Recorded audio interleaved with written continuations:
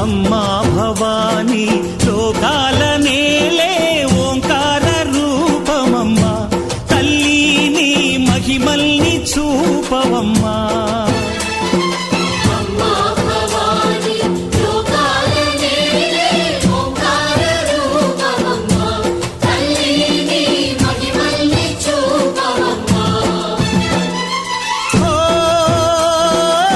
సృష్టికే దీపమా, శక్తికే మూలమా, సింహరథమే నీదమ్మా.